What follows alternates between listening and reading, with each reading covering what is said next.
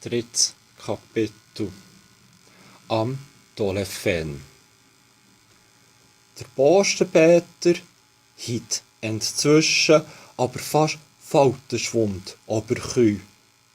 Er hat gewehrt und gewehrt. Er hat also am Prästenhaus seine Nummer gewählt und der war wohl scheinbar fertig mit Abschnaufen, weil er hat das Tolefen abgenommen. Ja, hallo, wo ist der? Hat der gefragt. Ja, hallo, hat der Postenpeter gemögt und zwar so laut, dass es am Prästenhaus fast das Feldrummel hat rausgeklebt. Trem hat er dann nochmal gefragt.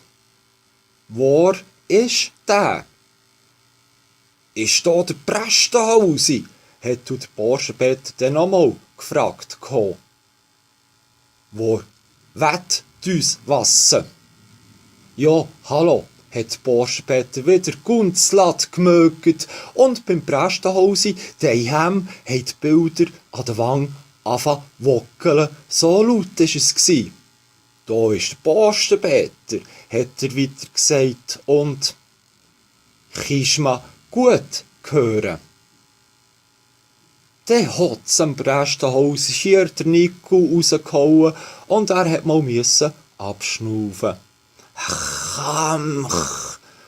Und als er dann fertig gesehen ist, hat er den Postenpeter gefragt, «Möchtest du nicht zu uns Kühe, anstatt dass der Töpfli und ich zur Tour kommen?» Der Postenpeter hat dann nämlich gesagt, «Also.» Und gerade, wo der Postenpeter sich auf den Weg gemacht hat, hat es die ersten Wölche am Himmel gegeben.